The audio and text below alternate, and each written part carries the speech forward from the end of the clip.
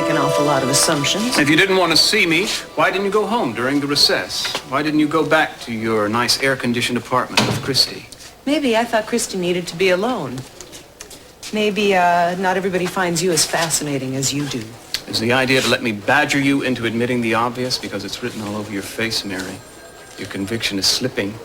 You're not sure who's innocent and who's not anymore. I believe in my sister. Let me give you a profile of a typical rape offender, Mary. Don't lecture me on psychology, okay? I've studied it myself. They come from broken homes. They have neglectful, sometimes abusive parents.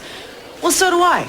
So does Steve. So what? So anyone can commit rape. It doesn't take some special upbringing. I'm talking about the kind of violent attack that happened to Christy. Anger rapes, we call them, where the beating, the punishment seems to be the main intent, the sex almost secondary. In fact, most of these men have other sexual outlets, wives, girlfriends, what have you.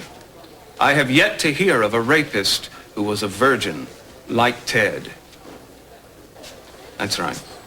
Not with Lakin, not with anyone, even when it was offered. Tact prevents me from mentioning who offered it. Look, if you think by insulting my sister... It's not the only difference, Mary. These men have histories of violence, consorting with prostitutes, harassing other women until they zero in on the victim. Grant you, these profiles may be general simplifications, but don't you think that somebody who knew Ted would have noticed something amiss? Christy was brutally raped. There's no question about that. Now, maybe she blotted out the entire incident. Maybe she knows who did it, but she's terrified to say. Terrified enough to let an innocent boy go to prison. But if that's the case, Mary, then God help her. Because that means that a man with a profile like the one you just heard is still out there, watching her. She listens to you. She trusts you.